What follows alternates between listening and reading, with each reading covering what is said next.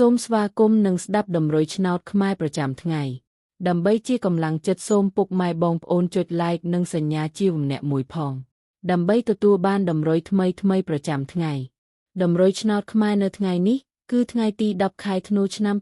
2025ដើម្បីកុំឲ្យខាតពេលយូរសូមស្ដាប់តម្រុយឆ្នោតពី admin មានលេខ39179290 CD សម្រាប់លេខ OZ មិនមាន2គ្រាប់គឺ OZ ខ្ទង់90និង50សម្រាប់3លេខគឺ admin មាន2គ្រាប់ផងដែរគឺមានលេខ753គុណ773គុណបើសិនជាពុកម៉ែបងប្អូនស្រឡាញ់និងពេញចិត្តលេខទាំងនេះពុកម៉ែបងប្អូនអាចយកលេខទាំងនេះទៅផ្សងសំណាងបានពុកម៉ែបងប្អូនអាចចូល link ខាងក្រោមដើម្បីមើលលទ្ធផលឆ្នោតក្នុងក្រុម Telegram បានដោយគ្រាន់តែចុច link ក្រោមជាចុងក្រោយសូមជូនពរពុកម៉ែបងប្អូនដែលយកលេខខាង adminទៅផ្សងសំណាងហេងយើងទាំងអស់គ្នាជូនពរពុកម៉ែបងប្អូនជួបតែសំណាងល្អនិងសុខភាពល្អសូមជម្រាបលាជួបគ្នានៅថ្ងៃស្អែកបន្តទៀត